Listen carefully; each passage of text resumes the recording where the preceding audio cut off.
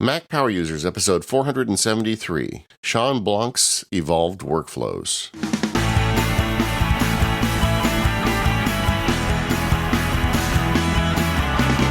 Welcome to the Mac Power Users. This is David Sparks, along with my pal, Stephen Hackett. How are you doing, Stephen? I'm doing well, David. I'm a little sad that we're not together for this one. Yeah, it was really fun recording an ad, being able to actually make eye contact while we recorded. That's nice. Yeah. So big thanks to people who came out to the live show. It was so much fun to see people and hang out, and it means a whole lot.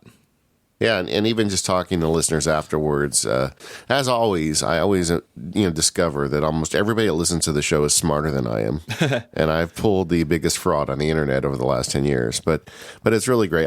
I do think now I need to just keep like 10 or 15 people in my office to cheer while I record. I'm working on that. It really helps me. So you're hiring part-time, and the interview is just, I just want to hear you applaud, and if you do a good job, yes, you're hired. Yes. And I'd like just one or two affirmations. I just want to know how good you are at that, because I need plenty of it. Anyway, so we've got a guest today. We've been looking forward to having this gentleman on the show for some time. He was on Mac Power Users several years ago, and I've been eager to have him back and talk about his workflows. Welcome back to the show, Shawn Blanc. Hello. Yay, David. All right, you're in. You're hired. Employee number one. Yes. So for those who don't know Shawn, he's been an indie blogger for years. When Shawn left his day job and went on his own, I watched very carefully, and I think, Shawn, you're partly responsible for planting seeds for me. I don't know. Yes. Yeah.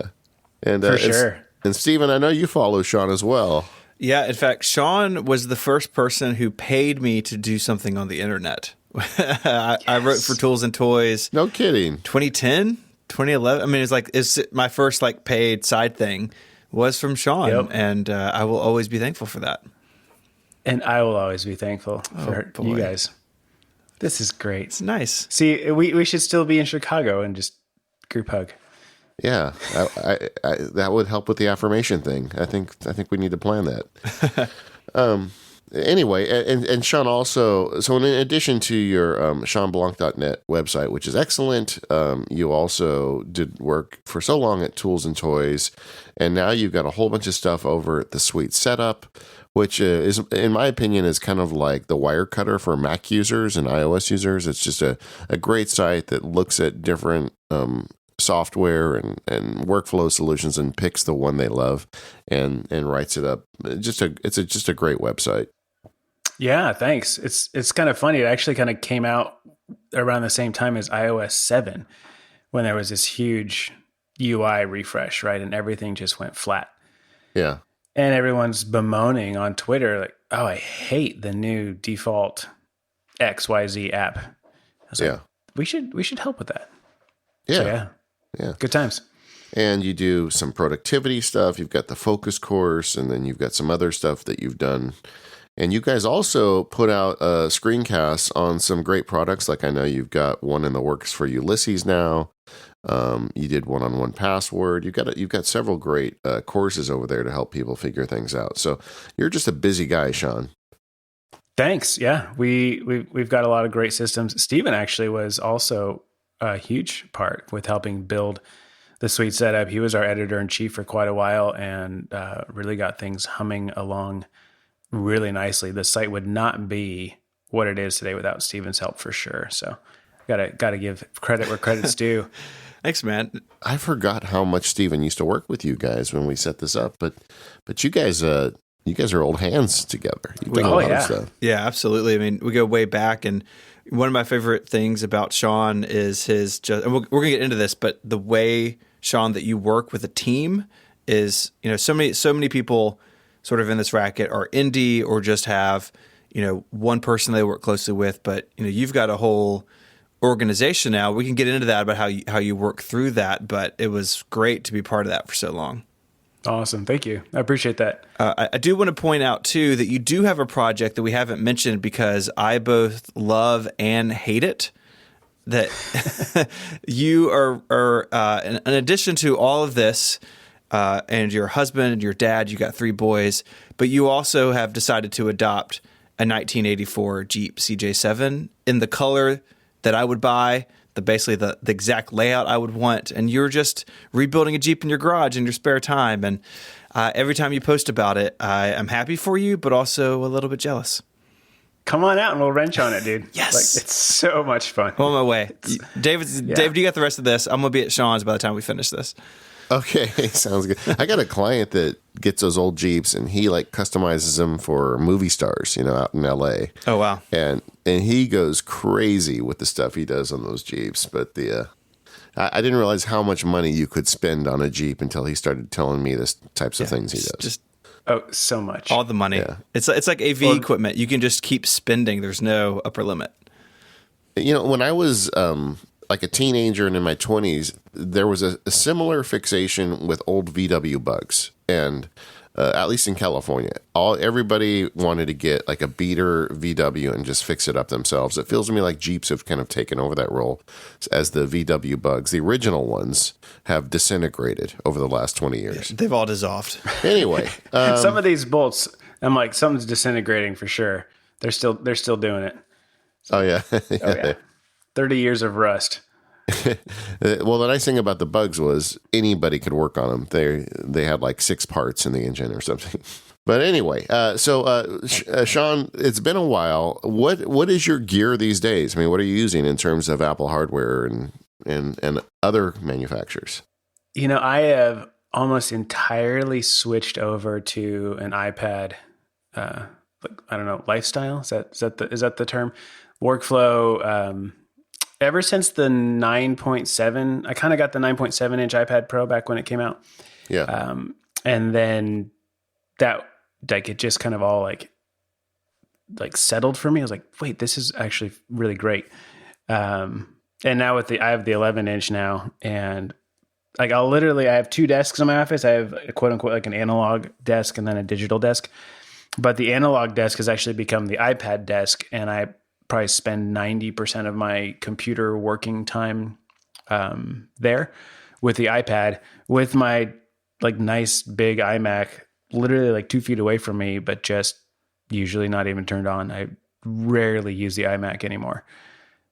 So that's a huge change. Is it now? Which iMac do you have? I have the 27-inch Retina. It's the original one, so it's 2015, I think. It's coming on. It's 3.5 years old now. Sure.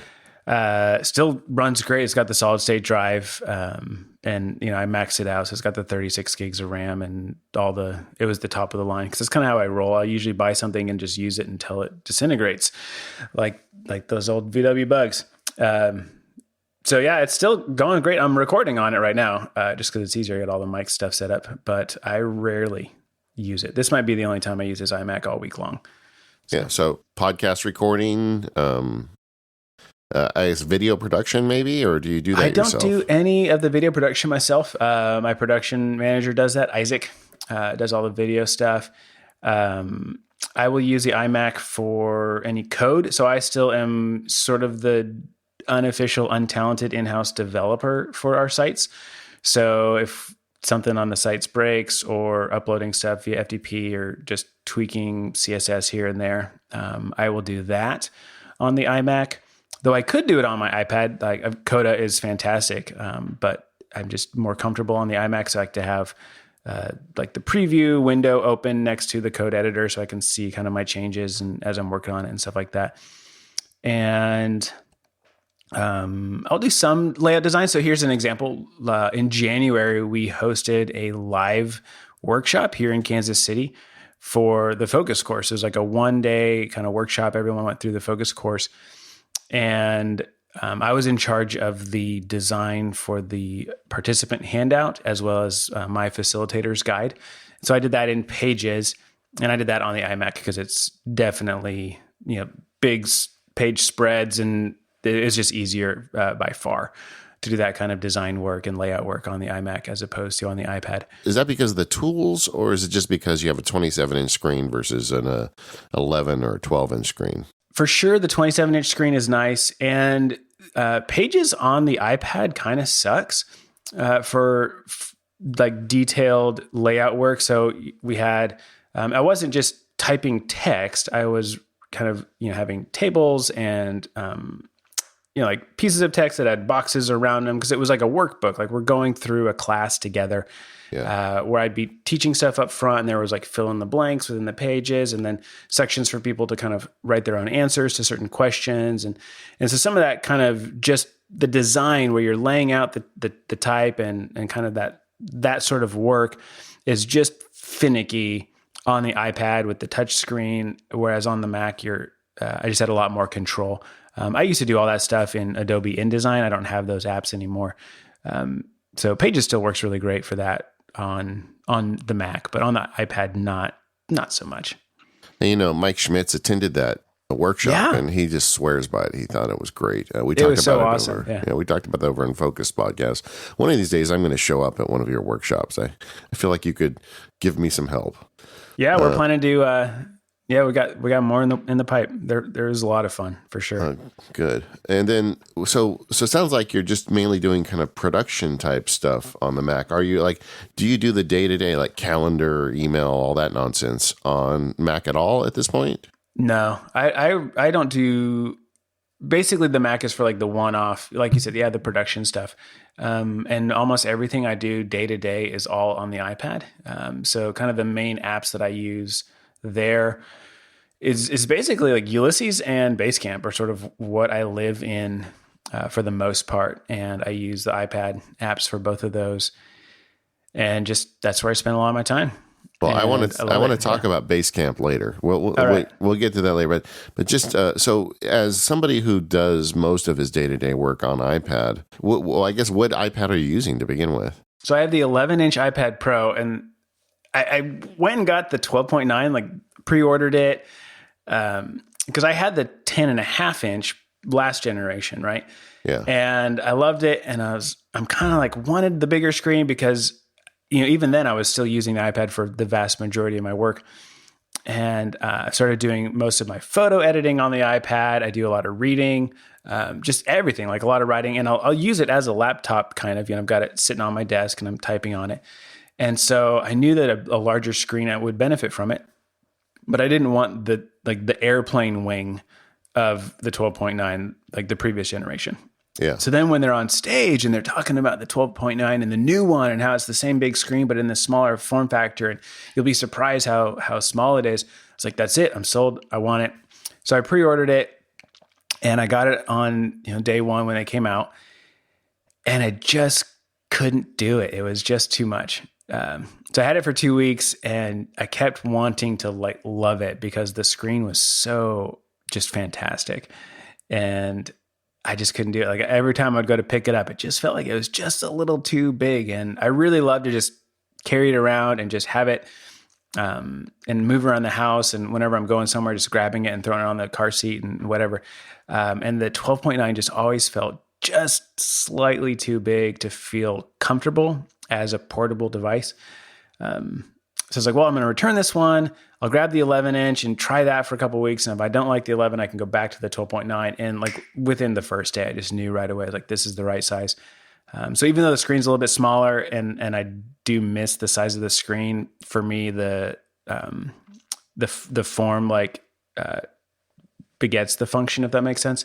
Yeah. So it's just a lot easier for me to use. I love it. So I ended up getting the maxed out one. It's got the 1 terabyte of storage and the 6 gigs of RAM, just because I was downgrading from the 12.9. So it was like a wash to get that one. So how did this come about? Was it a gradual move from the Mac to the iPad? Did that 9.7-inch Pro kick that off? How was that process for you making the move?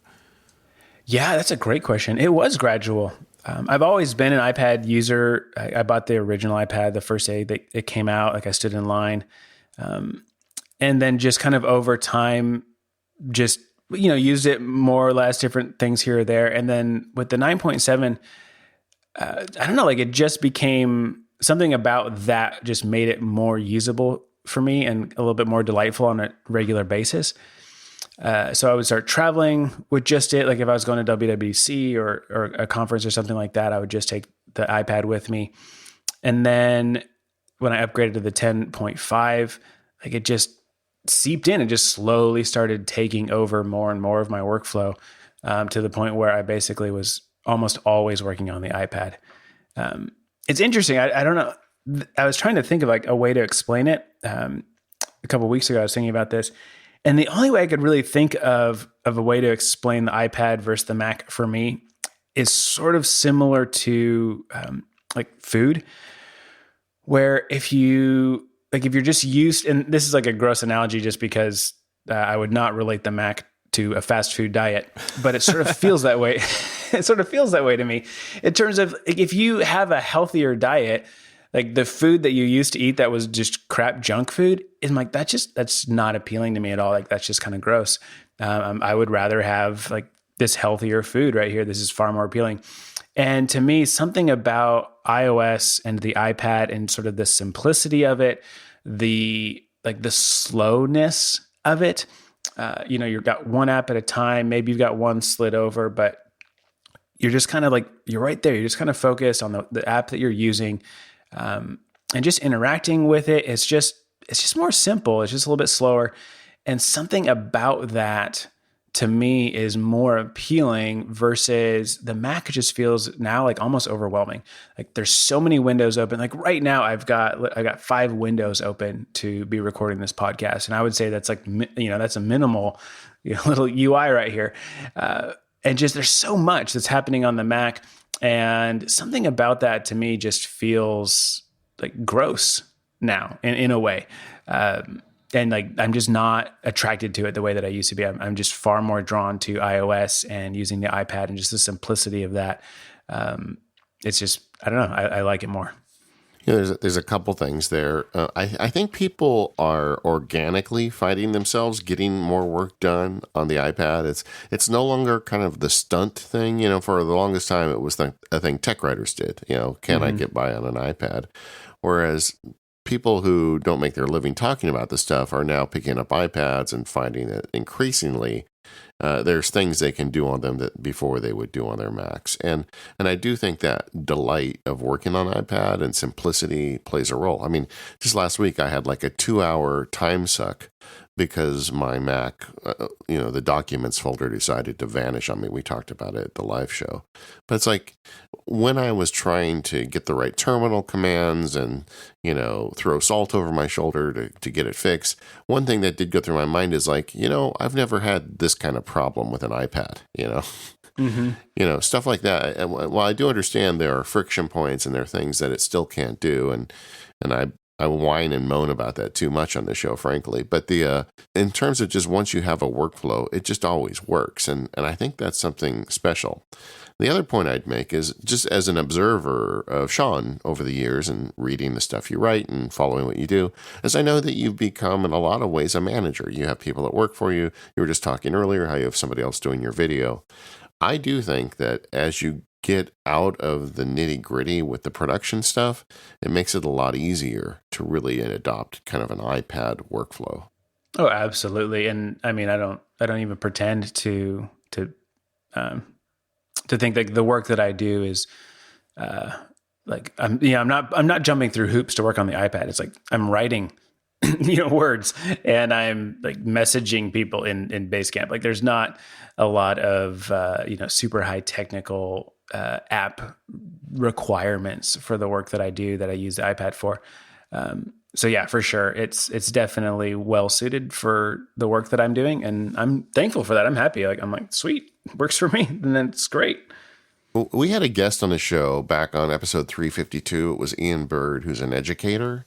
Mm-hmm. And he made an observation about the iPad that has always stuck with me. He said he started kind of just using the iPad more intentionally. And the thing he did was he recognized whenever he hit a limit of something he couldn't do on his iPad, he asked himself if that was work he actually needed to do. And so it was a great kind of trigger for him to start offloading work, where he realized that the stuff he was doing on his Mac often was kind of labor-intensive grunt work that he frankly didn't need to do himself. He could hire someone to handle for him. And I like that idea. I mean, I know that doesn't apply to everybody, but it is an interesting way to think about this problem. No, I love that. And I mean, there's so much you could get into regarding the management stuff and delegation and leadership on even on that track. So I love it. Last bit on the iPad. Okay, Yeah. so the size. I bought the big one, and I was super happy with it. And then a few days ago, as we're recording this, I'm sitting next to Mike Hurley in a hotel, and he's got the smaller one, and I'm looking at him sideways with this smaller iPad, thinking how much easier it must be to travel with that smaller iPad. And he's getting the same work I'm getting done on my bigger iPad. And damn it, Hurley. Then I got in the airplane, and then of course the person in front of me reclines, and I'm trying to get my 12.9 inch to fit in between. Man, you guys suck. That's all I'm going to say. Hey, you could go back to the multi-pad lifestyle. I mean, that's a solution that seems, I'm not going to do that, but I'm not going to judge. Totally could do it. And it wouldn't be that hard because everything just syncs now. Yeah. I mean, Mike does it. Federico does it. I mean, people are out there, but it's not for me. Yeah, well, we also did a college trip in Chicago, so I'm not really eager to spend extra money right now. Yeah. That's good. I do think maybe when the next iPad revision comes out, I will keep the 12.9. Usually I sell the old one and buy a new one. I may keep the old one and buy the new smaller one next time they come out, because I do think I can see why you guys like that smaller one. And when you get your hands on it or see someone using it, it's really not that much smaller. The problem with multi-pad lifestyle is stickers, right? Like you've got to now buy twice as many stickers. Oh yeah, that's right. true. That's a good point. Now, do you put stickers on the iPad, or do you put them on the case? I've got a few on the case just for fun. I'll give it a shot. Like jump back to when I was in high school and I had stickers on everything. Yeah, I'm going in for the stickers these days too. Steven, you're not a sticker guy, right? I've got like one on my laptop and one on my iPad, but that's it. Yeah. I'm not a multi-sticker person. Yeah, I admire Steven's got a big St. Jude sticker on his Mac. It looks pretty nice, actually. It's actually a bumper sticker. It's the smallest thing they had at the gift shop. This episode of the Mac Power Users is sponsored by OmniFocus 3 from the Omni Group. I've heard a lot from listeners that are loving the new OmniFocus 3 features. I do too. The new version features a unique design that makes smart, useful changes without making changes for the sake of change itself. Moreover, they've added several useful features to the application, my favorite of which is tags. Adding tags to OmniFocus gives you the ability to have multiple vectors to get into your OmniFocus database and find exactly what you need precisely when you need it. I really like it. I've been experimenting with them, and I've got a bunch of tags that help me get through my day. They can manage big things, but they can also help you manage small things too. Lately, I've been tagging tasks related to bill payment with the additional bills tag. Imagine me doing that in air quote, bills. Anyway, then when I sit down to pay bills, I can just press one button in OmniFocus and get a list of all the bills I need to pay. I use OmniFocus every day to keep my life together. There's no way I could run the law practice, the video business, the 3 podcasts, and be a dad without powerful tools that OmniFocus gives me. So why not check it out for yourself? Head over to the OmniFocus website and download their free trial. Make sure to let them know you heard about it over here at the Mac Power Users and start getting your act together today with OmniFocus. Thank you, Omni Group, for all of your support. So, Shawn, we've alluded to this a little bit, but you are not a solo practitioner on the internet. You've got a staff there in Kansas City with you, helping you produce all this content that y'all put out. And I'm curious of how that's gone. You know, how big is the Blanc Media team, and how do you sort of decide when it's time to bring someone else on, like divide up responsibilities? What's that process been like? Oh man, so yeah, this is sort of my world now. I've kind of just transitioned to thinking a lot more about, like you say, like building a team, running a team well, honoring people, empowering them, things like that. So here in Kansas City, I've got 2 employees. Isaac, who is our production manager, he's been with me for about 3.5 years now, almost. And then I just brought on another girl, Joanna, and she's an office assistant. She takes care of all of administrative stuff. She's also an event coordinator, so that's why we were able to do our live event in January. Like, she just does stuff like that in her sleep. So she's been fantastic addition. And then we have a bunch of contractors that are kind of on retainer, and they're all remote. So we've got Josh and Jeff and Chris. We're working a lot with Rose Orchard now is contributing regularly to the website, which is awesome. Aaron Brooks is doing a lot of photography writing for us. Matthew Casanelli is doing a lot of shortcut stuff. So it's kind of fun to have these people that are sort of experts in what they do. Like Mike Schmitz is helping us with a lot of the screencast recording. He's just a very talented screencast guy. And so for me, kind of my approach has been as the work that we do in terms of the business, right? Like, so the Suite Setup, it's a website, but it's a business. And so I try to think of it in terms of like, what does it need to be able to like be profitable and sustainable and thrive and things like that. And so as we grow and expand and kind of just mature, like for me, what I'll do is I'll sort of step into the role of whatever it is that we're going to do at the beginning. And I'll kind of fill that role and I'll serve in that capacity and kind of lead, manage, and do the work and sort of just get a feel for like what's required here. And then also it's a chance to see like, is this new work that we're producing or this new, systems or whatever it is that we're now incorporating into the way that we do business and the way that we get stuff out the door. Is this helpful? Is it working? Is it profitable? Is it sustainable? And if it's like, yeah, this is good, I like doing this, let's keep doing this, then I say, okay, how can I now begin to delegate and offload this work that I'm doing? And how can we get this part of the business to be profitable enough to be able to afford paying someone else to do that work? Which is awesome because then now you're providing jobs for somebody else. You're able to bring someone onto the team that's able to do work. So this is kind of how like the Suite Setup first started, back when Stephen was helping us. I was sort of working as editor in chief. And then like we quickly realized that I was a terrible editor in chief because everything would just get stuck like at my inbox, and I was this huge bottleneck because I was also the ad manager. I was also building other websites and doing other stuff. So Stephen stepped in, became editor in chief. And I just was kind of like, hey, here's what I was doing. Like, you do it. And, he just blew things up in a good way. And really it's cool to be able to say like, oh, other people have good ideas also, and other people can do good work also. And I know for me, and I would imagine a lot of other like indie creative folks, there's this mindset that says like, I know best. I'm the only one that cares as much as I do. And no one else cares as much as me. No one else knows as much as me. And no one else has the same attention to detail or quality or whatever. And honestly, that's just a mindset that's like, it's just wrong. It's just a flawed mindset. Other people will have different opinions and other people might care in a different capacity, but so many other people have so many great ideas, and just allowing them to just, do their thing and give them that space. So that's been a huge learning curve for me over the years and continues to be.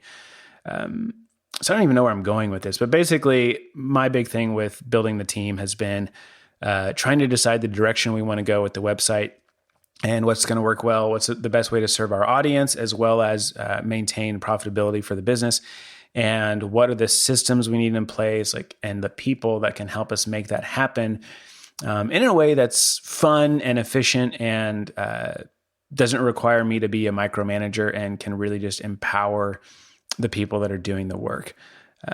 For so many people listening, they may be working in a big company or a medium-sized company where you don't have management that is looking for systems, and the word you used was fun, looking for ways to manage a team and keep everybody on task, but also not make it tedious. What are the types of systems that you've found that work, can satisfy that for your team? I think, so in terms of like just overall, like culture wise, so you got cultural systems, so to speak, that kind of help dictate like values and the relationship dynamics and things within the team. And then you've got your practical like workflows and systems and operating procedures and stuff like that. So kind of on the cultural side, a huge one for me has just been making sure that people feel like valued, that the work that they're doing matters, that they have they are contributing, that they have something to contribute. And so for me, a lot of that has been like learning to listen, learning to be clear about expectations as well. And so at the beginning, of a new project or a new structure or even a new business model, like David, you mentioned we do these training courses. This is relatively new for us. We're about a year and a half into these training courses, and we're still kind of figuring it out as we go. And so we've been building this model for it. But at the beginning, it was like, okay, well, let's see how this works. So here's kind of my initial definition of success, and here's what I want to see happen. And trying to be very clear with the direction that we're going. And that allows people to say, okay, like these are the boundaries that I need to work within, and this is sort of the desired outcome. And then giving people like freedom to run in the midst of that and kind of do their own thing within those boundaries unto that desired outcome. So that's kind of one in terms of the cultural stuff. In terms of practical workflows, we do everything in Basecamp. I'm a huge fan of Basecamp. We used to be Slack, and I got rid of Slack. We don't do Dropbox. We don't do email. It's all in Basecamp. And what I've liked about that is, there's the simplicity. There's a vibe to Basecamp that sort of, I feel, mimics the same vibe that draws me to iOS in terms of it's kind of just all right here, simple, like easy to access. So all of our file sharing, all of our communication, all of our projects, just everything exists in Basecamp. Yeah, so I went through an experience with Basecamp over the last several months. I agree with you. The simplicity of that interface is, I think, one of its big selling points. I was trying to use it in a different context. So I went ahead and got an account. And the mistake I made was I did the 30-day trial with some of my more advanced clients. And the idea for me, and this is kind of an interesting application or use. I have all these clients, and often they have an acquisition or a big contract or some project they're working on. And what I find is 2 or 3 years later, they may want some details on that or some access to that process. And what we've got is, a series of saved documents in a Dropbox folder, maybe some emails stretched out over weeks or months. But we don't just really have like a depository of discussion about it. And then you add to that they maybe want to start sending you text messages, and all of a sudden you've got all this data all over the place. And the problem I was trying to solve was give us a single place to have each project. But I also wanted to keep each project as its own little, microcosm, that I didn't want client A to see the stuff for client B, or even to know that they had projects, And Basecamp solves all of these problems because it gives you the ability, when you get an unlimited account, which is really their only model, you can have an unlimited number of projects and invite clients into as many as you want. And it's just a great way. Like the email forward is really great. You get a simple email address, and then you can save that to your address book and blind copy to every email on the project, and it gets added. The problem I had was I could not get clients to buy in on this thing. I've spent the last 3 months, and just last week I finally surrendered. but it works for everything except you got to get buy-in. But I guess the difference is what you're using it for is it's your team. So everybody that gets on the team, by definition, gets real with Basecamp. Yeah, it's been great for us. And David, like you were saying, having that, Jason Fried, they call it the central source of truth, right? So for every project or every document or every decision, it's like, instead of it being spread out across text messages, it's right there. It's in Basecamp. And so that's been really valuable for us. And I also just like, I don't do very much work in email anymore, and I don't use Slack at all. And so for me, my whole approach towards the culture stuff and the workflows and the systems and everything we're doing is I'm trying to make decisions about the way we run the business today that are like in alignment with the sort of business that I want to be working in 20 years from now. A friend of mine, Jocelyn K. Gly, she talks about this thing that she'll do when she goes to speak at a place. She'll ask, everyone in the room, she's like, who here feels like, they're really busy and they're working really hard? Everyone, raise your hand if that's you. And, like 90% of the room raises their hand. And she goes, okay, now considering the pace and the intensity at which you are working today, who feels like they would want to continue in that same pace and intensity for the next 20 years? Keep your hand up. And, like almost all the hands go down. Like no one is working. Everyone's working really hard, really intense, really busy right now. And it's also that maybe hopefully later we won't be working really hard and really intense. And my whole mindset has been like, well, I have no idea when later is going to get here. And for the first several years of me being an indie, blogger, and for a long time it was just me. And then, I had the smaller team, but I was still managing quite a bit myself. And I was just doing more work than I needed to be doing and just taking on more active projects at a time than I needed. And I was like, this isn't, I don't want to do this for 20 more years. And so really trying to slow down and say, like, what is the pace of work? What's the intensity of work that I would want in 20 years? And can I have it now? Can I do it today? And can I, what are the trade-offs that are going to require me to do that? And what are the things that I need to focus on to be able to make it sustainable and profitable so that I can still actually run a business that pays everybody and pays the bills and keeps the lights on, while also having a business that is, calm and is focused and is respecting of people's time and their attention, not just the audience's time and attention, but my own team's time and attention, right? Like my time and attention. So that's a huge, like Basecamp, their philosophy as a company is very in alignment with that. So like that's helpful. And then just their software obviously is sort of a manifestation of that. So it works really well for us as well. So anyways.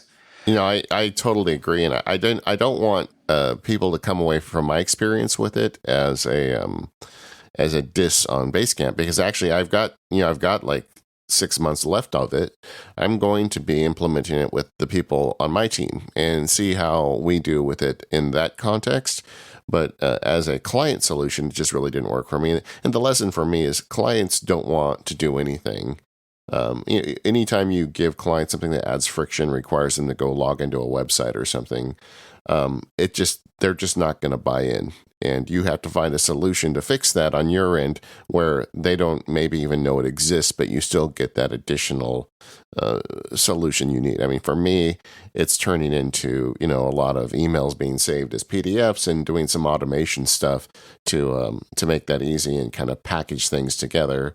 And, it just didn't work in that context. But I mean, when I hear the story that you guys do, and also just having now used Basecamp quite a bit, I really like the accessibility of the way they built that service. I mean, they could have made it very nerdy, but they made it very human. And I guess that's the only way to summarize it. Yeah, for sure. No, I totally agree. And I'd also add Jocelyn Glaya has been on Mac Power Users. If you go back to episode 423, I'm a big fan of hers as well, and really enjoyed talking to her. Oh, awesome. Yeah, she's super great. So, Shawn, without a tool like Slack, does the team have a method for like real-time communication? I know Basecamp has some of that. Do you guys fall back to iMessage if something crazy is going on? Or like, does Basecamp give you enough to handle any sort of high stress situation? Yeah, so we have very, very few high stress situations. So all of the real-time communication still happens in Basecamp, but one of the things we have tried to move away from is the necessity of real-time communication. And Stephen, you probably remember like when the Suite Setup first launched, we would have a new review like coming out on Tuesday morning of whatever, like the best calendar app or whatever. And it'd be Monday night, and me and Steven and Jeff, we're all on iMessage, like frantically, like, okay, who has the latest version of the file, and where's this? And okay, can you edit this? I'm going to text this to you, or I put it in Dropbox, or and like, we're just kind of crazy at the last minute getting the article ready to be published the next day, and who's doing the hero photography and all that stuff. And over time, like we got a lot better at that, especially thanks to Steven. And all that stuff would be handled like way in advance. And then we had this lead times. And so things were just much more calm pace of production. And so trying to maintain that as well is a huge one for us. So with Basecamp, they call it like a campfire where you can jump in, and there's group chats based on project. There's group chats based on teams. So we have a team for the Suite Setup and, interesting links and stuff like, so people can jump in and share stuff there. And like Rosemary, like recently shared, she got the new the hyperdrive thing that goes on the iPad. I forget what it's called. Maybe it's called the hyperdrive, but it's not. Anyways. Yeah, I think that's it. But it has all the ports, right? And so she was like posting some pictures and her initial thoughts and just sharing in that campfire thread, which is cool and stuff like that. When there's an emergency, you can ping someone, which is sort of like a DM through Basecamp. And I have my phone set to notify me anytime I get a DM, like a message like that, a ping. And then for my team, like I kind of like Basecamp is where work happens. So for us, like I get messages during working hours through Basecamp. And then if it's related to work and it's not like this urgent thing, but you want to like ping me directly, like it's in Basecamp, that's great. I get to it when I get to it. And then if it's something that's like very time sensitive or outside of work hours or anything like that, like everyone knows, just, hey, shoot me an iMessage, like no problem. So from time to time, we'll iMessage if it's necessary. Like when we were doing the live event here in Kansas City, like Isaac and Joanne and I, a lot of that was just managed through iMessage because we're downtown, we're doing this stuff right there. But for the most part, everything stays in Basecamp. Well, I'm impressed with that whole service, and like you, I also one of the reasons why I wanted to use them was because I really respect the way they run their company, and I just kind of want to be part of that movement as well. People, when I was looking into it, I looked at some other services. Asana was one of the ones I looked at, and they all look kind of nerdy for me. And I'm thinking, well, legal clients they need something that is fairly easy to use, and I don't want to say basic, but it is easy to get your arms wrapped around all of the features, and Basecamp really scratches that itch, I think. Yeah, it's been great. I love using it. And like you said, everyone that joins the team, it's just kind of like, here you go, here's your Basecamp account. So all of our contractors that, we work with, like they all have, they're just part of the team in Basecamp. So they're kind of privy to everything that's going on and can contribute and chime in. And so it's a cool way as well. Like when I'm working on an idea or whatever, I can just post a message to everybody and say, hey guys, like even though you're sort of on retainer, I still view you as part of the family. And what's your opinion on this? And feel free to provide feedback. And so it allows for even visibility of doing the work with other people, which I really enjoy, and just kind of inviting them into the, just the hustle and bustle of the day to day, what we're doing. And they're just kind of privy to what's going on. And I think that adds to the camaraderie, and it raises the overall just quality of work that's being produced because we're kind of in tune with what other people are working on. And I think that's valuable. So. And then last question on Basecamp. If someone is listening and they're maybe using Slack or some other communication tool like Slack, where do you see the differences between that and something like Basecamp? One thing I didn't like about Slack was that I felt like I always needed to catch up every time I opened it. Okay, what's happening in Slack? And so Slack to me was sort of like Twitter, but with important things. And so like I'm always like, what's happening in Slack? What's going on? What did I miss? And there's just like that low level hum of anxiety related to using it. Whereas with Basecamp, I never feel like I'm missing anything because I can get pinged about something, and then they kind of, the way it works when you open up Basecamp, it's called the Hey tab. And this is sort of everything that's relevant to me and for me is right there in the Hey tab. So I can just open it up, and if other people are working on stuff somewhere else, like I don't have to see that. I don't have to scroll through their messages to catch up or whatever. I see like, okay, someone pinged me. I can jump into that thread or that message or that file or that conversation. Or someone assigned it to do to me or whatever, and I can see it all right there, and it's very digestible and it's not overwhelming at all. So using Basecamp has never felt stressful or anxious to me, whereas with Slack, it often did. It felt like there was too much, I couldn't keep up, and I'm like, I don't want to be in that mindset, especially if I'm the boss. Like, I don't want to be there. Like, I don't want to expect other people to be there either. So we got off of Slack and have just put everything on Basecamp and really happy. This episode of Mac Power Users is brought to you by our friends at 1Password. We live in a complicated age. We have countless online accounts, from social media all the way up to online banking. And each one of those accounts needs to have a secure, unique password to keep us safe. That's where 1Password comes in. It can create strong, unique passwords, and the best part is you don't have to remember them because they're all stored in 1Password on all your devices. With 1Password for families, you can share this login information with the important people in your life. And with 1Password for teams, you can create vaults for different coworkers, managing access to critical information with fine-grained controlled. Of course, 1Password works across a wide range of browsers. On the desktop, a simple shortcut of Command plus / opens it in the browser with the correct login selected and ready to be filled. AgileBit stays on top of the newest features, meaning 1Password on iOS uses Face ID to let you quickly unlock your vault. It even integrates with autofill passwords so you can log in right from the standard iOS keyboard. That's great because staying secure shouldn't slow you down. Head over to 1password.com/MPU to learn more and to sign up for a free 30-day trial. And when you do sign up, you'll get 20% off your account. That's 1password.com/MPU. So, Shawn, we talk about OmniFocus a lot on the show.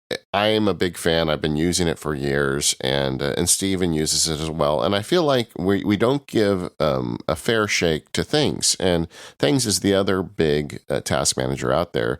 I mean, and I've got my reasons for using OmniFocus. I know Steven does as well. But I know that you're a very active proponent of Things. And I wanted to give our listeners a chance to hear from someone who uses it every day. And I know you guys even have done a video series on Things over at Sweet Setup. So I know you know the app really well. So tell us a little bit about how Things is these days and, what you like and dislike about it. It's been 2 years now since Things 3 came out. I think it's been 2 years now. So when they were doing the beta for Things 3, at that time I was using Todoist. So I was originally a Things user way back in the day, and then I switched to OmniFocus because I needed over-the-air sync, and Things didn't yet have it. And then it just felt like for years and years and years, the developers at Cultured Code, it was like Things was just slow to be developed and kind of moved forward. And so I was a long-time OmniFocus user, and eventually just kind of, I was like, it's just too much for me. I just don't need that much task management horsepower anymore. I don't need that much fiddly ability. For a long time I did, and I really enjoyed it. And I think OmniFocus is an incredible app for sure. But it was more than I needed. And so I switched over to Todoist for a while, but it was like a web app. I wasn't a huge fan of it, and it just never quite clicked for me. So I jumped on the Things 3 beta and just instantly fell in love with it. And it just was it was, it was like whatever, like Goldilocks, this one's too hot, this one's too cold. This one's just right.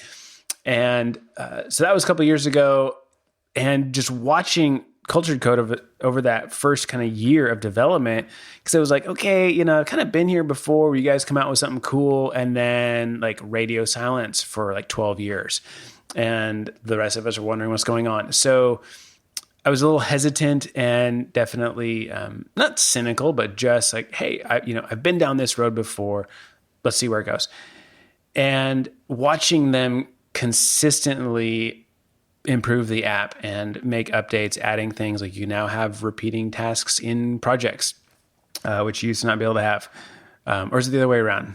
That was your big thing, Steve. Yeah, I still have some issues with their repeating tasks, but for a long time, that was a separate section of the UI as opposed to being in line with your non-repeating tasks. And you can't check off a repeating task early right now, so which is odd.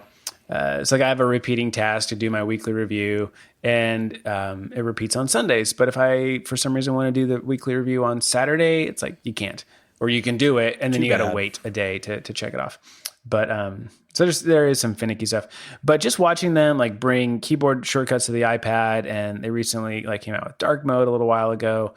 I've just really grown to really love the app, and there's always been a playfulness to it, and I kind of have always had that affinity towards apps that are well designed and just look just beautiful. OmniFocus never I mean, it is attractive, but I would not say it is as attractive as Things is. And for me, that's definitely a huge selling point. So anyways, I definitely became a huge fan for Things. Yeah, I did the same thing. I went to Things for a month when they came out with a new version just to see, and it's kind of the power in tools and stuff I need because I'm doing like a whole bunch of different things. I haven't got as far along the path as you in terms of putting stuff on other people, into the management role. I feel like I'm the one digging a lot of ditches lately, so I actually need it in the review stuff. But I do think it's a gorgeous app, and I think it's a worthy contender. I mean, people write me and they say, "Well, I like Things." I'm like, I think that's great because whatever helps you get your work done is the right tool. Yeah. So for me, what's interesting though is I actually don't live inside of Things in terms of my task list. Sure. So I kind of have this, I call it like a hybrid approach, where I actually also do quite a bit of my task management with a physical pen and paper. And I've done this for quite a while, like 5 or 6 years now. And so I do something kind of similar to, it's like James Clear calls it the Ivy Lee method. And there's this guy, Ivy Lee, who was a consultant, like a business consultant. And he had this structure for how you write out your task list where you basically start the day and it's like write out the 3 to 5 most important things that you need to get done today and then work on those. And then at the end of the day, everything you didn't get done, either like delete it, then like cross it off, you're not going to do it, or transfer it to tomorrow's new list and then add as many items as you need for tomorrow until you've got 3 to 5 or 6 at the most for tomorrow. And it's just kind of this rotating list of tasks. And it's kind of similar, if you guys are familiar at all with bullet journal stuff, there's a similar foundation to the Ivy Lee method in bullet journaling as well. And I found that has worked really, really well for me of actually the analog approach. So what I do with Things is that's where I keep all of like the repeating tasks, anything that's time sensitive and anything that's like digitally based. So I get an email that I need to follow up on. I'll toss the email into Things as a to-do item. But I have things in there such as like when to renew my business license and when to file certain forms, pay certain quarterly taxes. A lot of stuff I guess could be in a calendar, but I like having it in Things. When like I have a task for changing the air filter on my home's like furnace, and it's we do it every 90 days. And it's like, once I change it, then I tap that I've completed that. And then it's like now 90 days from today is when it'll be due again. So stuff like that I keep in Things, but for my day to day, just getting work done, it actually all exists in my notebook. And that's kind of like the stuff that I'm working on right now. I have it actually written down in a physical like piece of paper task list with kind of my schedule for when I'm going to work on certain tasks in certain areas. That bullet journaling thing, I mean, really, I was doing what they used to call Franklin planners, and it was Franklin Covey planners, like, I don't know, 25 years ago. And they were... It was like 100 years ago, I thought. It feels like it, doesn't it? But I remember my office, I used to have these binders full of, old days, and it was the same thing you copy forward. But I guess just for me, the trouble with that is my life I haven't got it to a point where 5 or 6 things is manageable for me. There's just too much going on. I'm running basically 2 different businesses. So I just need more power. That's what it comes down to. But I do know we have a lot of listeners that are exploring these analog alternatives. We even talked about that on the last episode as well. And I think it makes sense. I do think you can get lost in the weeds with these things. If you suddenly find yourself spending more time planning than doing, then you've got a planning system that needs to be severely revised. And sounds to me like you found your place. The other thing I wanted to ask is, not to keep going back to Basecamp, but there's task lists in Basecamp too. Is that also part of your workflow, or do you keep that stuff out of Basecamp? It is a little bit. So I will, from time to time, I will get assigned a task. So maybe Isaac on my team, he does all of our production stuff. So we have a whole structure for how we build and launch a new training course on the Suite Setup. We got a whole approach to that. And some of the things that are part of that are like they're dependent on me doing something, like I have to write such and such an email to announce it, or a blog post, or I have to work on sales copy, or, I have to determine certain elements about the course and things like that. So those are to-do items that will get assigned to me. And then I'll go into Basecamp, I'll see those, and then I can work on them. And once I've done it, I can check them off in Basecamp. But I don't use Basecamp personally to manage my own to-do items. So what I do is at the beginning of the week, like on Sundays, I'll sit down, I'll open up Things, which is really cool because they've got this upcoming view, which I just adore. And it shows like all the tasks that are upcoming over the next coming days. But also it pulls in the calendar view. So I can see what's on my calendar as well as what's due, if there's anything due within Things in the next coming days. And so I can do that. And then I look in Basecamp to see if there's any tasks that are assigned to me that are upcoming. And then I'll use that, sort of those views, to then sort of plan out my week. And then I plan my week out actually in the notebook itself. So I kind of have a little template that I draw out. It takes a couple minutes, and then sort of say, okay, this week's like, I'll do the most important 3, like these big 3 things. And I kind of assign like a theme for the week. I'm like, okay, this week, based on what my goals are and the things that are due, what mindset do I need to be in, for this week? And so for me, like I've actually got quite a few Skype calls this week, a little more than normal. So my theme for this week, is to show up for my meetings and be present and prepared. And so that's kind of like, for me, top of mind during the week, is that sort of mindset. So I kind of plan that stuff out using Things in Basecamp. But when I create my own to-dos and the things that I'm going to do, I don't create them inside of Basecamp. Do you do anything with those notebooks once they're filled up? Do they get scanned? Do you archive them? Or like Mike Curley said last week, do you just shred the past and move on? I keep them. And that's one thing I love about them, is the ability to go back. So my notebooks don't just have like my daily tasks and my schedule for the day. At the very beginning of my notebook, I set aside a small section where each day I write down like one thing that was the highlight of my day, just like one little sentence. And then I've got some kind of daily habit trackers in there as well for like my workout routine. I'm trying to read at least one page of a non-fiction business book every single day, which is something that I'm trying to get back into. So I'm like tracking that. In the evenings, I've started putting my phone on Do Not Disturb during our evening family time from like 5 to 7:30. So I'm tracking like, did I do that? Did I put my phone on Do Not Disturb, and did I stick it in the other room or not? So these little things I'm kind of tracking, as well as I kind of have these themes for the week, which are cool. And then if I come across a cool quote or something that I'm interested in, or if I'm on a call with somebody, I'm writing notes about the call. So I'm also making notes in my notebook as well. There's a lot of just life stuff that gets jotted down in there that just kind of helps me process it and think about it and capture it. So a lot of that happens in the notebook.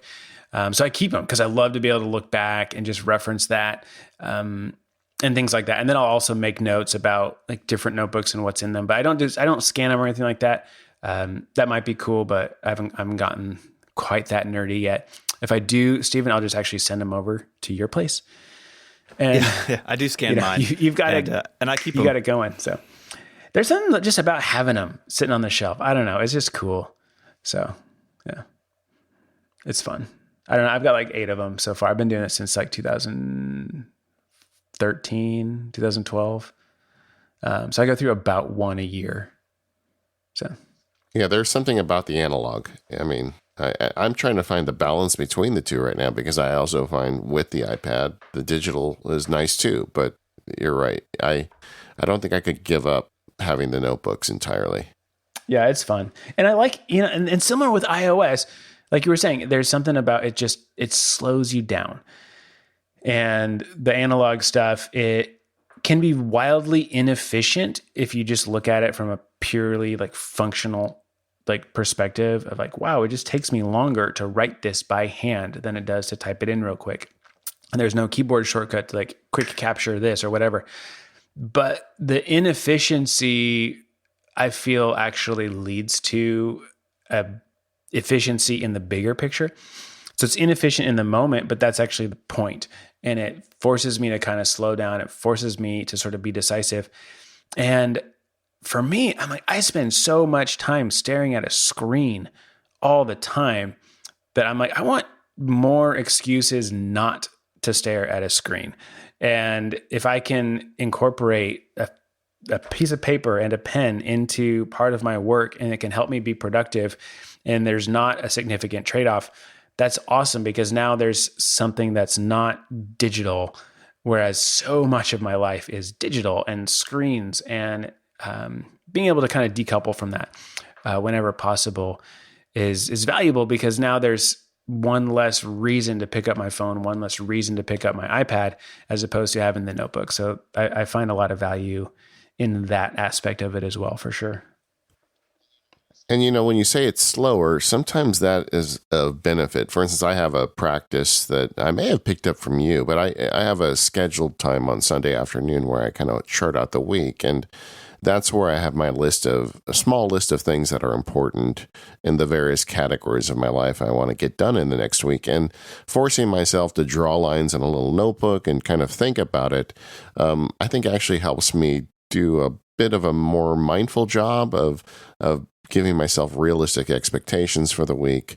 Whereas I think if I did that with just a text expander snippet, I think I'd probably not give it the brain time it needs to be useful. Mm-hmm. No, exactly. Totally agree. This episode of Mac Power Users is brought to you by our friends at Luna Display. They're the makers of the only hardware solution that turns your iPad into a wireless display for your Mac. That means you have a second display that's super portable with basically zero lag and gorgeous image quality. I've been using Luna Display for quite a while, and I just love that I can turn my big 12.9-inch iPad Pro into a second display for my laptop or my iMac Pro with just a little piece of hardware. And it's not fiddly like some extra screen stuff can be. You just plug in that little dongle to your Mac and you're good to go. Plus, everything works over Wi-Fi, but if you're on the road without that, no worries. You can just connect with USB.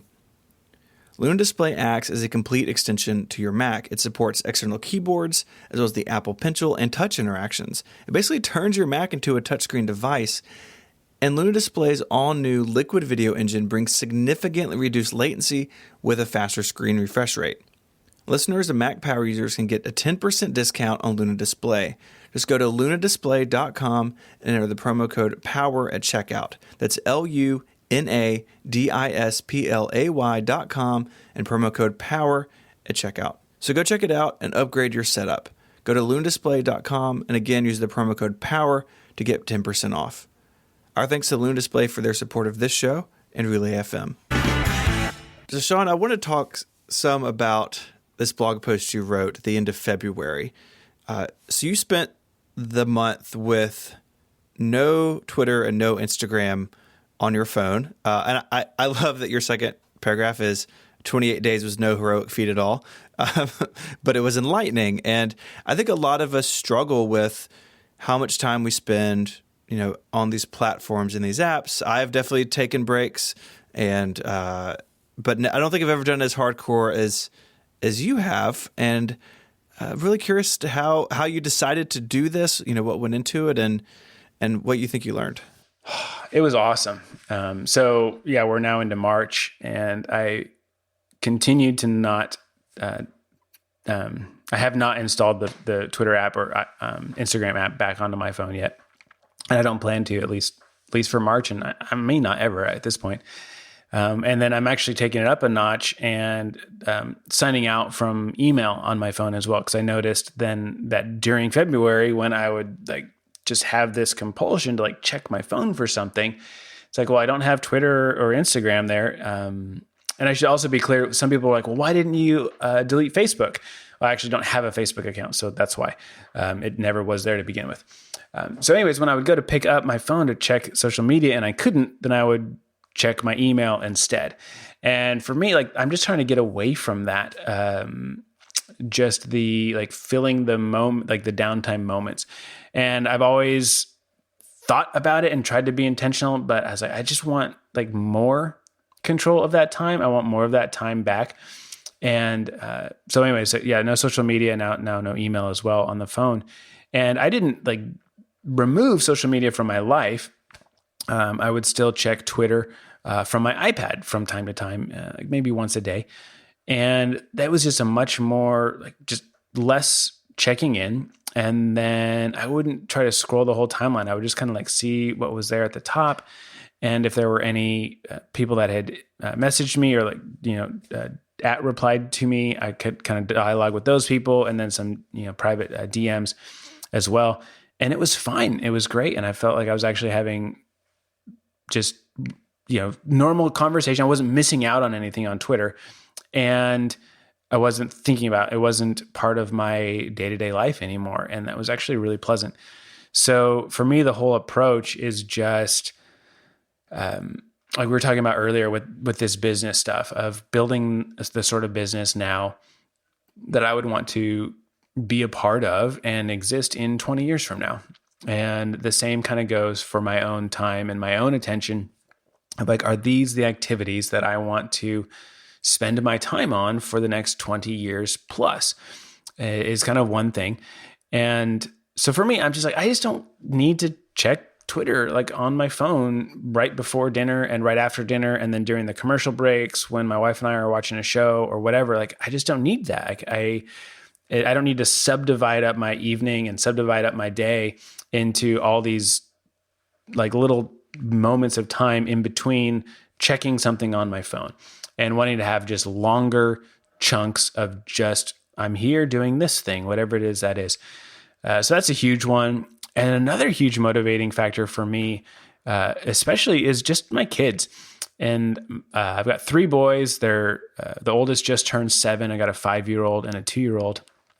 And whatever behaviors I do, like, they will just see as normal. And I'm like, I just don't want them to see me on my phone all the time. And something that my 5-year-old said to me a little while ago, it was like a Saturday, and they were playing Legos. Like, we are just like Legos everywhere right now at the Blanc house, which is awesome because I'm a huge Lego nerd anyway. So it's like, yes, it's awesome. And my 5-year-old, he goes, hey, like, he just wanted me to come into his room and just watch him build Legos. It was like all he wanted to do. He didn't want me to like play with him or engage. He just wanted me to like be in there at the same time. And he's like, hey, Dad, do you want to come in my room while I'm building Legos? He goes, if you want, you can bring your phone. Oh, man. I was just like, oh, so it's like, oh my gosh. And that just like, I mean, that was just a dart in my heart. Like, it was like, I do not want that in my home where my kids feel like this thing is attached to my hand or whatever. So that was a huge prompt for why we started doing Do Not Disturb in the evenings. Like, my wife and I both put our phones away. And so when I come up from work at 5 p.m. until the boys go down at around 7, the phones aren't out and they're on like Do Not Disturb silent mode. And so we're not interacting with our phones in front of the kids. And we're also trying to make a shift too of, if we need to contact someone around the kids, actually using the phone app, which is crazy, or sending like a voice message as opposed to texting somebody. And just because it's like, they don't know what we're doing and whatever. And so even them being able to see the way that I'm interacting with the phone and how I'm using it to interact with another person. Because that's one thing that I love about the iPhone is the way it's just empowered like communication. And I think we might get to this later, but one of my favorite iOS apps is the iMessage app. Like, it's just, I use it so much and I love it. And it's a great app, but my kids don't know what I'm doing. They just see me staring at the phone, but they can relate to, like, I say, hey, hold on, I'm talking to grandma right now. And they can hear me like actually having the conversation. So we're trying to just improve that. So that's been a huge factor for me. Some of the takeaways from February of not using social media was I just felt like just more creative. I just felt more energy to do writing work. I felt more energy to be able to think about my business, think about the team, build stuff. We're working on this Ulysses course. And I just had more just energy to invest into that. And I felt like I just had more time. Like, I felt like I was getting my work done faster and I had more time available to me. And then that time was like not being spent with social media. So I felt like I had more time on top of more time because nothing was getting subdivided. Nothing was getting eaten up. Like, the kids go down to bed. I didn't accidentally spend 45 minutes scrolling mindlessly on Instagram. Like I could spend 10 minutes just staring at a wall and then read a book for half an hour or something like that. And I felt so much more just enjoyment and satisfaction of spending my time that way than it just kind of getting eaten up accidentally through social media stuff. I had a very similar Lego experience, which has led me to the conclusion that I am no longer going to be the guy that answers all his email. But it was almost identical. I wrote about it at the beginning of the email field guide years ago. And it's funny how much Lego has helped all of us get more responsible towards our children. Thank you, Lego. It's true. So I got it right, too. I used to say Legos, and Can't do that. The email, boy. Can't do that. Talk about email. I think it's interesting that you found yourself going to email more, just like your brain wanted an inbox, right? Your brain wanted to see something new. That has been similar for me in the past when I've taken breaks. Not necessarily with email every time, but something fills that gap, or I want to fill that gap. So maybe I'm really on top of my RSS reading or whatever it is. But I think it's a nice segue to talk about maybe how you do handle email. You've said a couple times now that that's not a big part of the way that you work anymore. And quite frankly, that sounds amazing as someone who has a lot of email to deal with.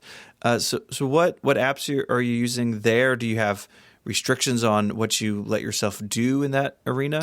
Yeah. So a huge one for me was bringing on Isaac and then Joanna here in Kansas City that help with customer support stuff. So now a lot of the just kind of basic inquiries that come in related to the website of, hey, I can't log into this, or I'm having trouble with X, Y, or Z, are now managed by someone else, which is really helpful. So that's taken a huge load. And then ideally, it means that the emails that I do get are personal emails from, people that I want to hear from, or in theory would want to hear from. So that's been really helpful. So it means most of the emails in my inbox are valuable. And so I just try to go through it when I can. I might spend 20 to 30 minutes a day, sometimes 0. I don't put a lot of energy into email because even though it's like relevant, probably, it's also like requests of me. And so for me, I'm like, you know what? Your request of me through my inbox is not the most important thing. Like, even though I think you're awesome, I have other priorities for where I'm putting my time and intention right now. And so if I can't get to my email during the day, I just really don't sweat about it. And a lot of people, like, I know I let down so many people, but as a result, I spend more time with my family, and I spend more time with my team, and I spend time doing the work that I need to do, that only I can do for moving the business forward and for creating the content that we're doing. And so for me, it's like those things come first. And then my email inbox comes, after those most important things. So a few things that have helped me to process it better is, one, like I just am better at saying no to stuff. So if something sounds cool, it's like, thanks, but no, thanks. Realizing that a lot of cool opportunities come our way, and I just don't have the capacity to manage all of those opportunities. And that's okay. So that's been a huge one. And then another one is Joanna also helps me manage my calendar. So I'll get a lot of times people say, hey, I'd love to have you on our podcast, or I'd love to do an interview with you, or I'd love to meet. And I'm like, yes, I would actually really be interested in doing that. But managing the calendar juggle is so, like, I just hate that. And it just drains, like, it takes a lot of time. It kind of drains me. So what I'm able to do is just like, I can say, oh yes, I would love to like answer this request, whatever this is. And so I can just reply to them, and I can CC Joanna and say, hey, I would love to do this. Do you mind working with Joanna to find a time that works for everybody? And, just able to punt some of that stuff and let Joanna help me, because she's so great at the administrative stuff and super friendly. And she knows how I like to keep my calendar managed and the chunks of time that I need for uninterrupted work and when my ideal meeting times are and things like that. So she can help juggle that. And I'm just able to say, yes, let's do it. And so for me, that's been a huge win. I know a lot of people that love to just manage their own calendar, or you can use like Calendly. There's a lot of cool apps out there as well. But this has been a really helpful tool for me, is getting like other people to help me with some of this stuff as well. So that's kind of my approach is I get to email when I can, and I try to answer as many as I can when I'm checking it. And one of the reasons I'm also excited to have it off my phone is I find that I don't actually do email on my phone. I'll just look at it. I just open up the inbox and scroll the emails. And it's ooh, there's a really good email from somebody that I was waiting to hear back from, but I'm afraid to see what they said. So I'm not going to open that one yet. And this one, looks like they want something from me, but I'm not sure what it is. I'm not ready to think about that. So I won't do that. So I'll just look at my email inbox and I'll just delete these 3 that are junk mail or that I'm not interested in, whatever. And I won't actually do anything. So I'm looking at my email inbox without actually even processing it or managing it or responding or anything. I'm just staring. And I'm this is a total waste of time and total waste of my mental energy. So getting away from that, I'm also hoping is going to help me be more efficient at actually doing the email processing during the week when I do get down to do it on the iPad. I've been doing kind of an experiment lately. I put my mail app on my phone in a folder, so it's not on my home screen. And occasionally when I'm out and about, I do need to deal with a client thing where I need to send an email, and I just write it in drafts and then send it, that way. But I find that I rarely check it, and this kind of also solves my problem that I'm unhappy with almost all of the iPhone email applications where I just don't do email there anymore. Yeah. But when you are on your iPad, how are you managing email? What app are you using and all that? I just use the default mail app. I've always kind of liked it. It's mostly great. I'm a huge fan of Outlook as well. They just seem to be crushing it right now. So their iOS apps for mail are really, really cool. But I'm just kind of a Outlook. I still guess just use the default mail app. And I've got a couple accounts in there, and then I just use a unified inbox for all of them though. And just, yeah. Well, it's stable. It works. There's a lot to like about Apple's mail app. Yeah, for sure. That's one thing that I will say I miss about the 12.9-inch iPad was you had the 3-pane window view for mail, which was just super awesome. I was this is the best email experience right now, as opposed to then on the 11-inch, you just got the 2-pane. So I don't know, something about, I just liked being able to process my emails, tap it, drag it into archive or delete, and on the 12.9 was great. Yeah, a similar trade-off is on the 12.9, you get full-size apps. So if you put OmniFocus next to your mail app, you get actually full size of both apps. As on the 11, you get, I think it's 1/3, 2/3. So you end up with kind of like an iPhone view of one app anytime you have 2 apps up. I'm bummed about that too. Those were the 2 huge things that were just awesome. What's going to happen? Are we going to leave the show and you're going to go buy a big one? I'm going to go buy a small one. I know, right? I might move to multi-pad. So yeah, just for mail only. It's an email machine. This is my email machine. Dumber things have happened. Yeah, no, that's what I always tell people. I've spent money on dumber things in my life. This is nothing. This is nothing. You should see what's in my garage. This episode of the Mac Power Users is brought to you by Squarespace. Get 10% off your first purchase by going to squarespace.com/MPU and use the offer code MPU. Make your next move with Squarespace. Squarespace lets you easily create a website for your next big idea with a unique domain, award-winning templates, and more. No matter what it is you want to create online, whether it's an online store, a portfolio, a blog, or maybe just a website for your new baby, Squarespace is the all-in-one platform that lets you do just that. There's nothing to install, no patches to worry about, and no upgrades needed. You don't have to worry about any of that stuff. Squarespace has got it all covered. They have award-winning 24/7 customer support if you need any help. They let you quickly and easily grab a unique domain name, and all of those award-winning templates are beautifully designed for you to show off your great ideas. For both of my websites, both for MacSparky and the Law Practice, I started with basic Squarespace templates, but then I just started making small tweaks to get it looking just the way I want. The result is gorgeous. In fact, I think my legal website looks better than most of the legal websites my attorney friends spend thousands and thousands of dollars developing. And I put it all together myself.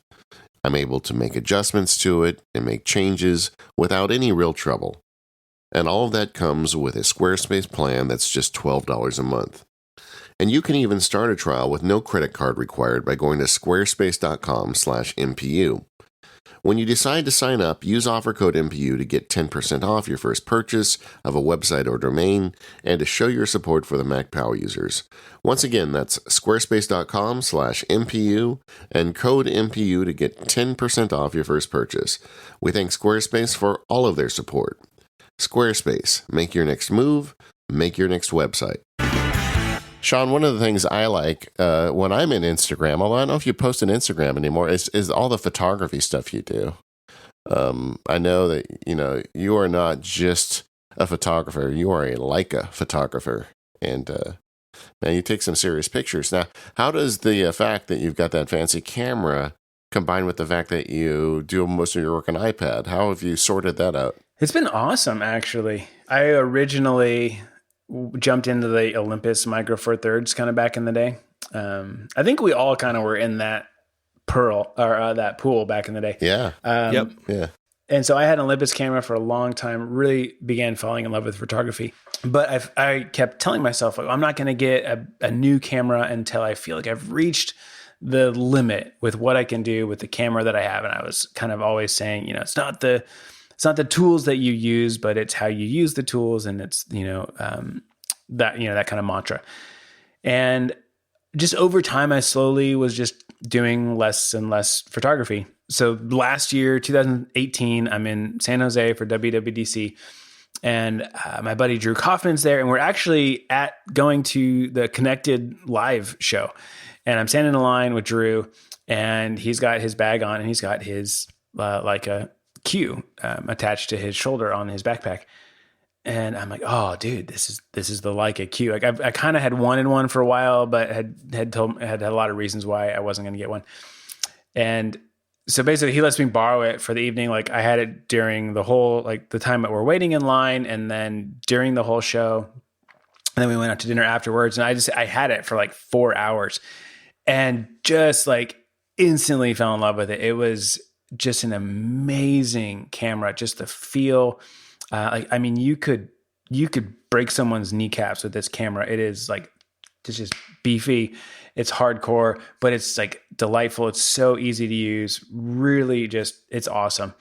And I was just loved the photos that I was getting from it in just a few hours. Right. And then he sent me some of them later, and I was just super happy with it. So of course I come home and I'm like, all right, I guess I need a Leica now. So this is 10 months ago. And so I found one on eBay, used and in great condition, because they're not cheap. And the Leica Q is definitely the cheaper of the full frame Leica cameras. And so I found one used on eBay that was in great shape. And I was like, I'll have it for a while. And if I don't like it, or if I'm not taking more pictures, after time, if the honeymoon phase wears off and then I'm no longer taking pictures, I'll go ahead and sell it again on eBay and probably be able to get all my money back, because they really retain their value. And I just fell in love with it right away, and have just I've just kind of become a picture taking machine over the last 10 months. It's been really great. I'm just really enjoying it. And I feel like the Leica it used to be with the Olympus camera that the pictures I took were usually almost as good as I imagined them taking. I'm like, oh, this is going to be really great. And I would take it and I'm like, yeah, it's pretty much there. I got to get better as a photographer. My eye isn't quite there yet. I can envision it in my head, but I can't create it with the camera. And with the Leica, it flipped me over to the other side of the fence, where now it's what I'm seeing in my head is actually lesser than what I'm getting with the camera. And it's just really incredible. So I feel whoa, this has really improved my photography. And sorry, I'm gushing, but I just have really fallen in love with photography as a creative hobby, and am a huge fan of the Leica. So I actually just Aaron Mankey texted me the other day, and he's like, "Hey, do you still like that Leica?"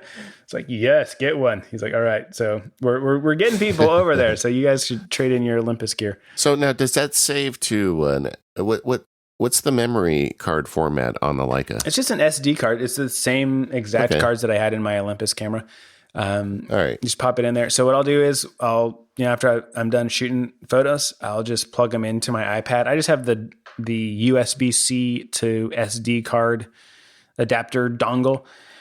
And man, like if anyone has ever done iPad photography stuff, with previous versions of iOS, it was like slow, right? Like you put the SD card in there and you just got to wait for each individual image for the preview to load in the Photos app. And then you go to import it. And then like you got to wait again for them to actually copy over. And now it is so much faster. Like the preview images load, like it seems like instantaneously. And then when you import the photos onto the iPad itself, like they're just pop, pop, pop, like it's significantly faster. And then I'll go through right from there in the Photos app. I'll kind of go through the ones that are good. I'll just delete everything that doesn't look awesome and then take the ones that I'm happy with. And I just import those into Lightroom, edit them there, and then send them back into the Photos app. And then from there, I would post them on Instagram, but also print out quite a bit. So we do a lot of printing through like Artifact Uprising or Costco. And we just have picture frames all over the house. And I think every single picture frame in our house has a photo in it that I took of our family or of, some like nature shots of Colorado or just different stuff here and there. I thought about printing out some pictures of the Jeep and hanging them up in the living room. I don't think my wife would appreciate it. She's like, it's in the garage. Just go look at it there. I was like, no, but I want to see it here as well. And when people come over, they might not know that this Jeep is in the garage. I want them to see the picture of it. So anyways, yeah, but I love it. I really love the process of taking a picture, editing it, getting it printed, and then just hanging it on the wall. I don't know. There's something cool about it. So, yeah, it is really nice. I think that it's just that, the working on the iPad with photography is just so natural. It's one of those things that, in my opinion, is better than the Mac. There's certain things that are easier on one device or another, but just having it there, like for some reason, working on the couch and not being at your usual workspace to just work on photography is nice. Yes, I 100% agree. And the Apple Pencil has been a huge help as well. The fact that it's right there. So using the Apple Pencil with Lightroom is really excellent. And then I found out that you can, with Lightroom CC, you can sync your presets. So I had a bunch of Visco film presets that I used in Lightroom. And then for a while, I was actually using the Visco app, but I found some other additional presets and I feel like I'm getting a little bit better at editing photos without having to use presets. I'm still not great at it. Like some people are like, they're just magical, like Sebastian DeWitt, his stuff's just incredible. The way he's able to edit a photo, and Josh Ginter and as well. I'm not there by any means. So I still need the presets to help me get a good kind of starting point, and then I can tweak it a little bit. But you can buy presets online, right? Like so many people sell presets. And there's this gal, her name's Rebecca Lilly, and she has some really cool presets. So you can buy them, you import them into Lightroom on your Mac, and then those presets will sync over to Lightroom on the iPad. But I don't think there's a way to get presets that you would buy online, someone else's, and download them directly to your iPad, which is a bummer. But yeah, so I'm really happy with that. Using the Lightroom app is actually pretty great. And it's getting better and better. Now it's got these shortcut integrations, so you can actually build shortcuts that will literally just take a bunch of photos right from your Photos app and move them right into Lightroom for you. Which is really cool, as opposed to having to import them from the app and then you've got duplicates and stuff like that. So it's awesome. Yeah, iPad and photography, it's the future. Yeah, there's something nice about having, the device you're holding become your photo almost, right? Mm-hmm. Like I did it mostly on my iMac Pro, but I found myself doing it with Photoshop, and the image as big as possible. So there are other things not only to distract like my attention, but distract from like visually what's going on. And Lightroom is one of those iPad apps that is like, it's perpetually on my list to check out. But maybe I think you've pushed me over the edge now. It's awesome. We actually have a course if you're curious on Lightroom. It's called mobile photography. I mean, just saying. You got me, Shawn. No, but that was my big thing, right? It was an itch that I needed scratched because I'm like, man, I want to be iPad only, but I don't really know how to edit very well. And B, like, how do you do this stuff on the iPad? 'Cause that's what I want. And so we, brought in a bunch of really smart people and they like taught me and recorded stuff in the process. But, and I've gone all in with iPad now for photography stuff and it's great. And, so I've got the 1 terabyte iPad, which is helpful. And then iCloud Photo Sync, and so everything's there. It's on your phone. And then I just kind of manage everything in the Photos app and just using some albums, and like favorites and things like that. But I do a lot of printing as well, which is that's kind of become my main photo management tool is actually printing. I'm actually wanting to start doing books as well. And then just having, a year's worth of photos in a book and sticking them on the shelf. And I think that'd be awesome. We used to do that back when you could remember when Apple would print your books in iPhoto, you could do that. Mm-hmm. Those are great. And then they stopped and then I stopped as well. So. Now are you working in RAW or just JPEG coming off of your camera? Yeah, I work in RAW and the iPad handles it like fine. So yeah, RAW, especially if you're doing editing and stuff like that within Lightroom or like VSCO Cam app can handle RAW photos.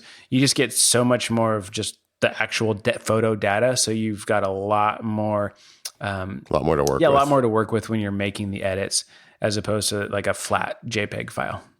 Shawn, we've covered a lot of ground today. Are there any apps now that, especially like on the iPad, since you spend so much time there, are there any apps that you've got that you haven't mentioned or don't get a lot of love out here in the world that you may want to share with people listening?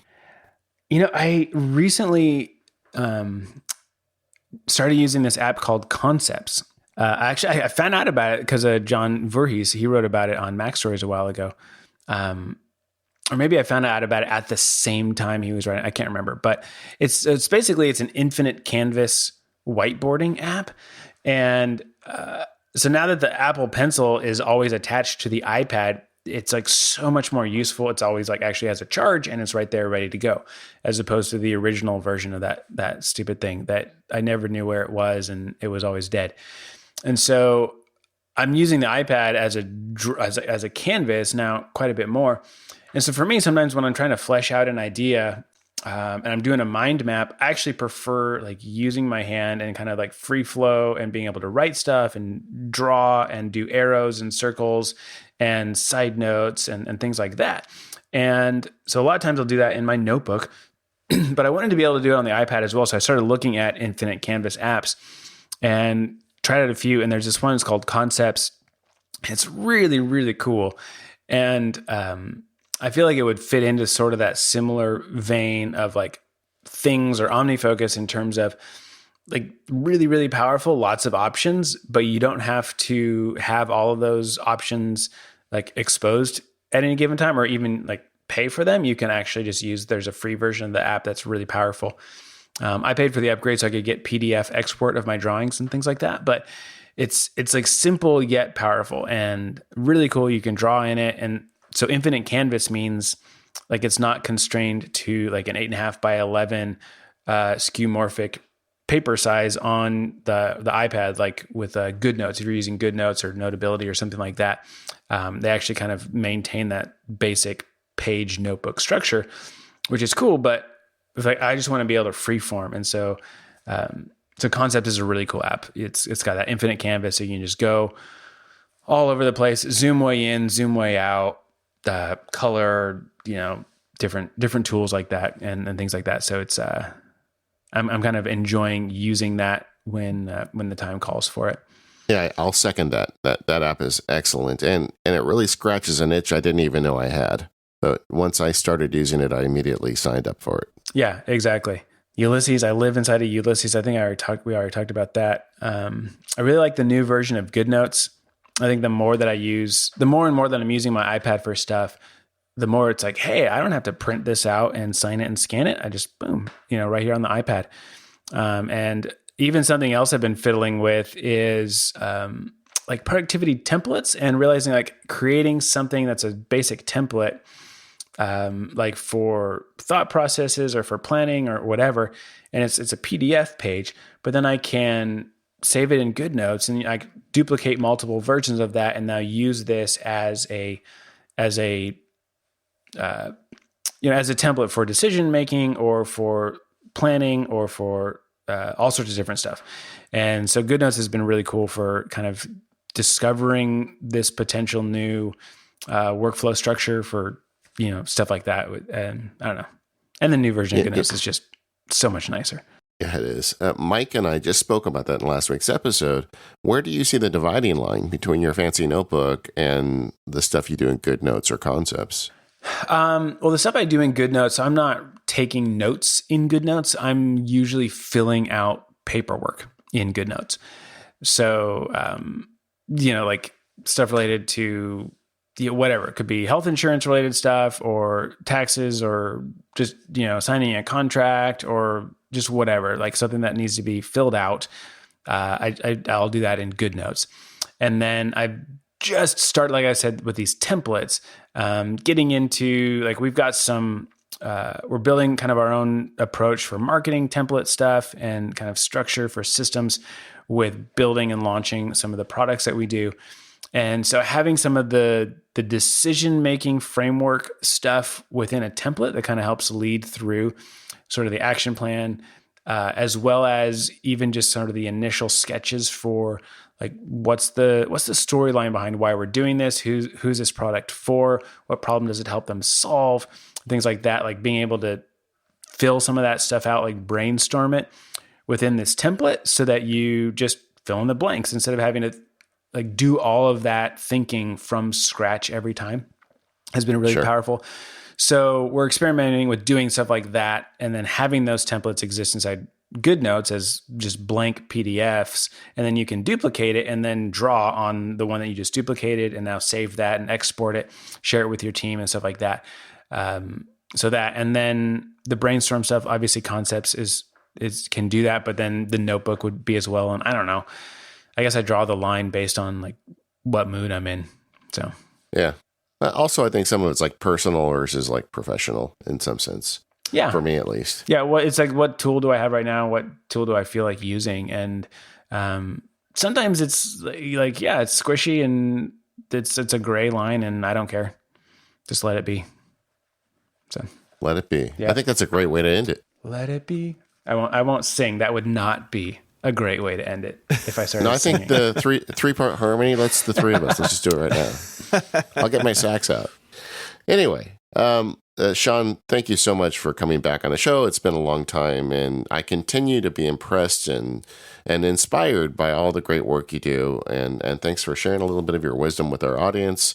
Gang, if you want to learn more about Shawn, head over to Shawn Blanc. That's ShawnBlanc.net. Or Sweet Setup. Anywhere else people should go, Shawn? Those are two great starting points. And thanks so much for bringing everything out to the world as you do. Thanks to our sponsors, 1Password, Omni Group, Luna Display, and Squarespace. We'll see you all next week. I think, Steven, you're wearing off on me. I'm saying y'all now.